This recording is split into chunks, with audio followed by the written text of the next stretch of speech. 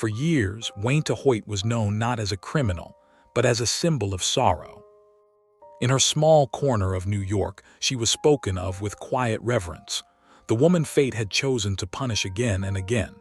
One child died, then another, and then another still. Each loss arrived like a cruel repetition, each funeral deepening the impression that some families simply carried unbearable misfortune. People did not question her, they comforted her. Doctors shook their heads and spoke of tragedy. Nurses learned her name and remembered her face. Neighbors brought casseroles, folded their hands in sympathy, and whispered prayers for a woman who seemed to endure more grief than any one person should. Waneta Hoyt cried at the right moments. She appeared devastated, fragile, and exhausted by sorrow. In a world that instinctively trusts mothers, and especially grieving ones, this was enough. No one wanted to look closer. Between 1965 and 1971, 5 of Waneta Hoyt's biological children died. Each death was explained, at least at first, by the language of uncertainty. Sudden illness, unexplained causes, tragedy without warning. These explanations created space for grief, space for sympathy, space for the idea that no one was to blame. But what people did not see was the silence that followed each death. A silence not just of mourning, but of unanswered questions. A silence that allowed each loss to stand alone, never fully examined alongside the others. When tragedies are separated by time, they are easier to accept. They feel individual, random, and unfortunate. It is only when they are placed side by side that patterns begin to emerge, and patterns are dangerous things. Patterns ask questions. For a long time, no one asked. Grief brought Waneta Hoyt something she seemed to need deeply: attention. After each loss, she became the center of concern. People listened when she spoke. Doctors reassured her. Friends checked in on her well-being. She was no longer invisible, she was a figure of compassion. Psychologists would later argue that this attention mattered more to her than the children themselves, that the deaths were not acts of rage or despair, but instruments, means to secure sympathy, validation, and emotional closeness.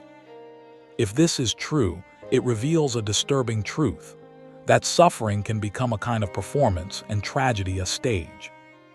Hoyt did not behave like the villains of fiction. She did not scream or lash out. She was calm, cooperative, and composed. Her grief was quiet, controlled, and convincing.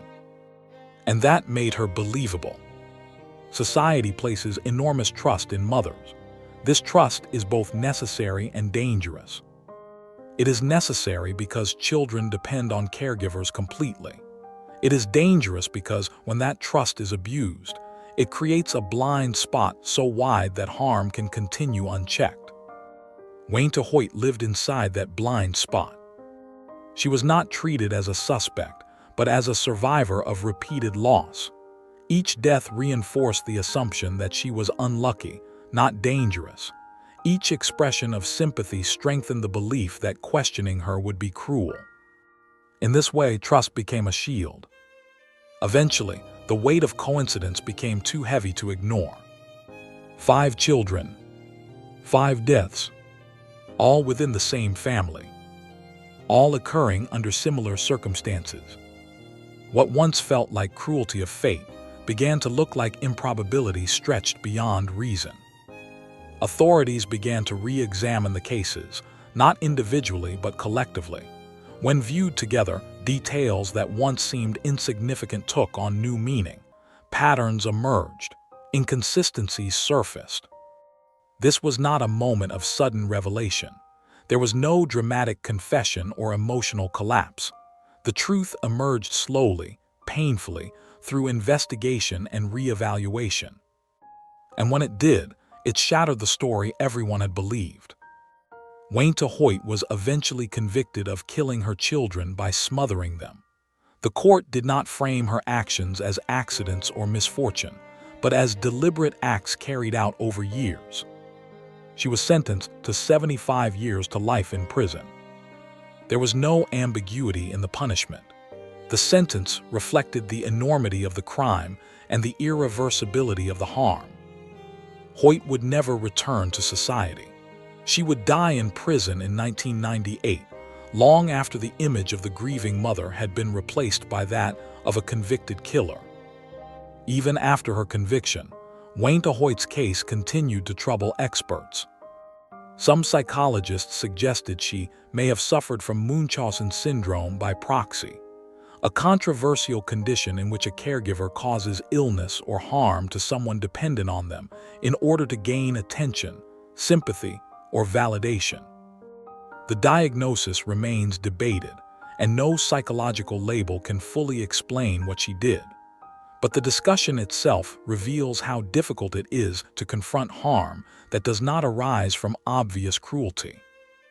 If Hoyt did suffer from this condition, it would mean her actions were driven not by hatred, but by a pathological need to be seen, comforted, and emotionally central. This does not excuse her crimes, but it complicates them.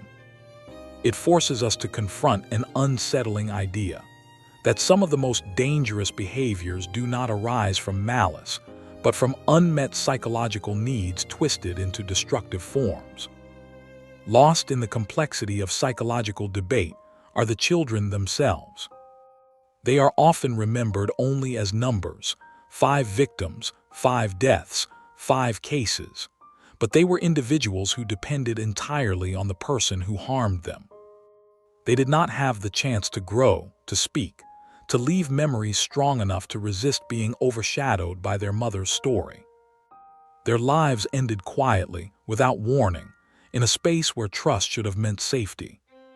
The Waneta Hoyt case forces society to confront uncomfortable truths. It reveals how easily repeated tragedy can be normalized when it fits familiar narratives of grief.